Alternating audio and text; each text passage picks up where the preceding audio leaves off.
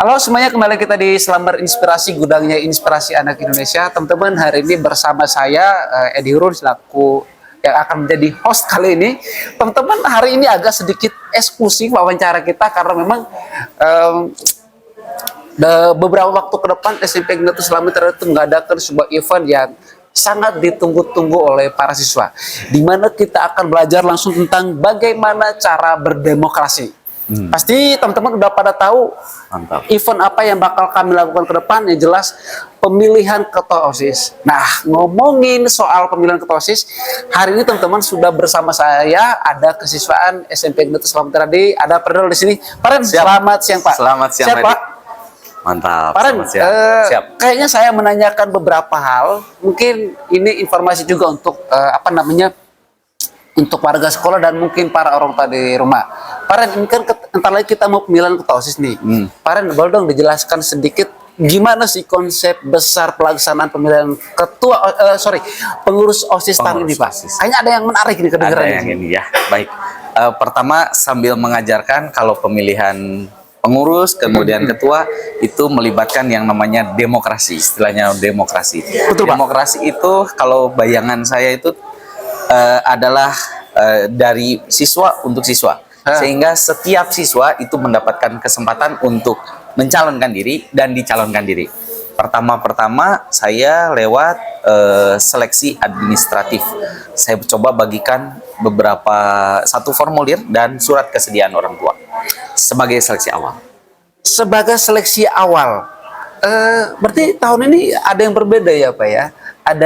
Saya dengar ada ini ya, ada rapot ya? Ada rapor, betul. Itu Paren, boleh diceritakan apa sih, kenapa harus ada rapot? Tujuannya untuk juga mengurangi beberapa ya untuk siswa-siswa yang masuk ke pengurus OSIS, diharapkan itu yang punya kompetensi baik, kemudian perilaku atau karakter baik, Pak Edi.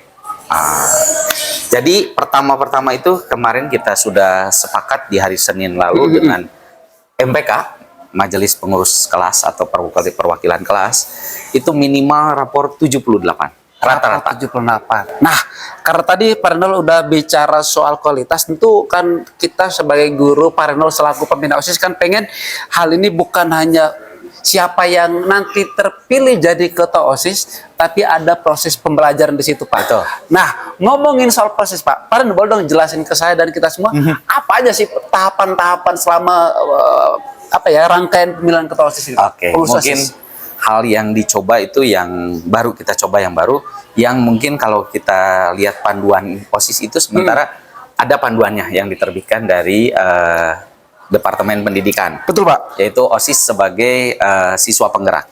Yang pertama seleksi terbuka, yaitu administratif, anak-anak mengumpulkan biodata, kemudian termasuk prestasi akademik, kemudian hal yang disukai pelajaran ataupun hal lain mungkin ya seperti penyakit dan lain-lain, itu jadi pertimbangan.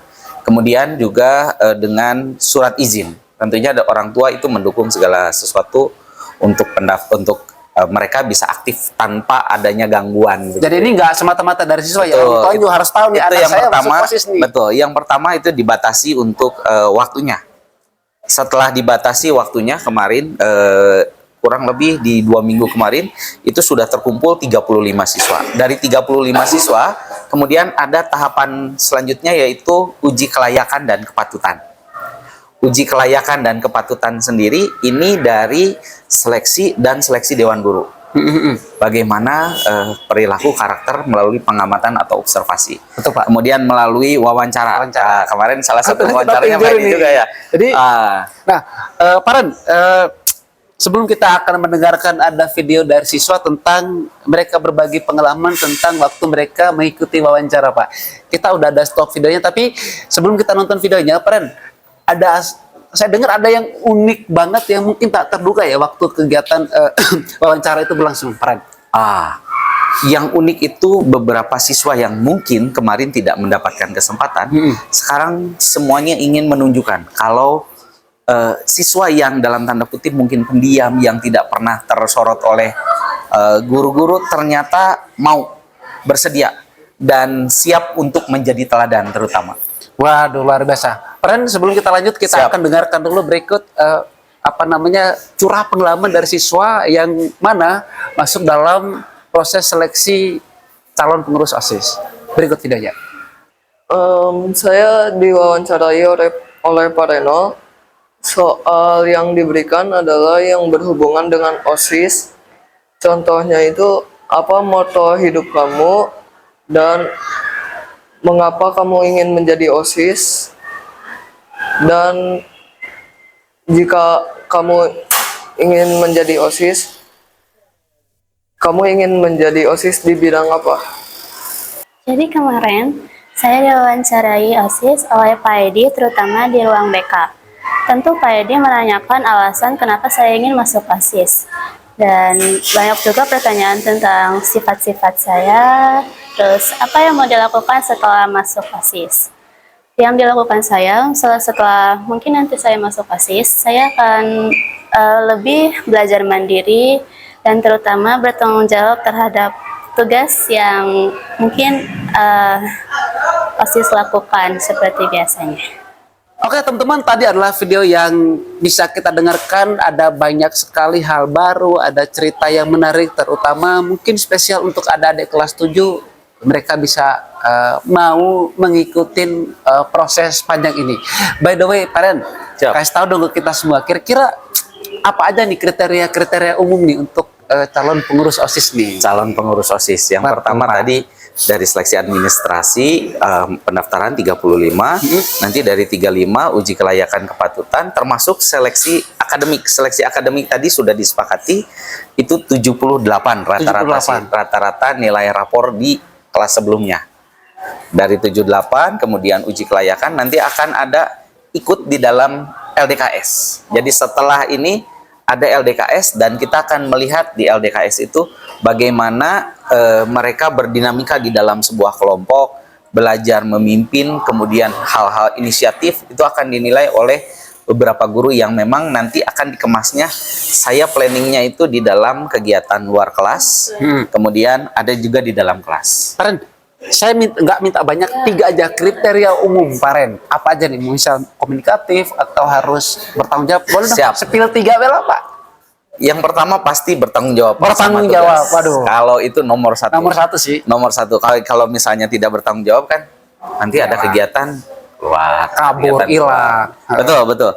Yang kedua, misalnya mampu menjadi teladan, Pak. Teladan. Baik itu sama kakak kelas, baik itu ke adik kelas. Apalagi nanti ketika mereka naik, teladannya itu pengurus OSIS. Wah, ini udah pasti Pak. Kalau teladan nggak bisa ditolerir Pak. Tidak ada yang ditoleransi. Yang ketiga, tetap memperhatikan nilai-nilai akademik. Betul Pak. Nah, jangan sampai hanya karena OSIS lalu nilai akademik. Alasan inilah. ya. Bagaimana bisa mengatur waktu. Nah, teman-teman, rupanya ada banyak sekali hal yang pengen kita gali dari Pak Reno, tapi berikut kita akan dengarkan dulu video tentang kriteria OSIS yang diharapkan oleh para siswa. Berikut cuplikan videonya. Oke, kalau menurut saya yang pastinya calon ketua OSIS itu harus punya jiwa kepemimpinan yang tinggi, mampu berkontribusi di setiap acara atau kegiatan, dan pastinya harus percaya diri. Yang tidak lupa juga kita harus jangan lupa untuk jangan sampai kita mengikuti OSIS tetapi tidak mengurus nilai gitu. Jadi kita itu harus tetap nge-push nilai kita, tetapi kita bisa, ya intinya bisa membagi waktu untuk organisasi dan mengurus nilai pribadi kita sendiri gitu. Kalau menurut Aldo gimana tuh? Menurut saya sih yang terpenting itu kemauan untuk belajar. Jadi kita kalau mau menjadi ketua OSIS ataupun anggota OSIS, kita pastinya harus punya keinginan, tujuan. Apa sih motif kita untuk bergabung ke OSIS itu?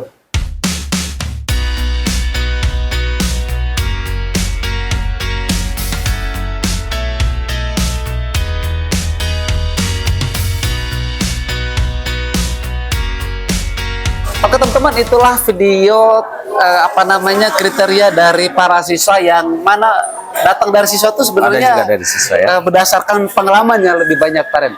Paren, terakhir apa pesan buat calon pengurus OSIS yang baru Pak?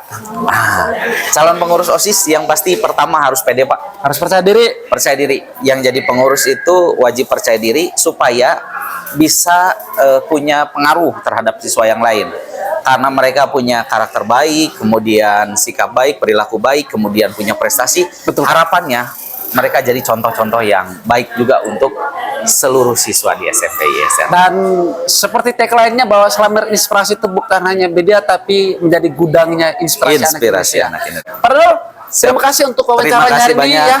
Terima kasih banyak Pak Teman Edi. kita ketemu lagi dalam sesi wawancara di episode yang akan datang tentu di Selamer Inspirasi Gudangnya Inspirasi Anak Indonesia. Bye bye semuanya.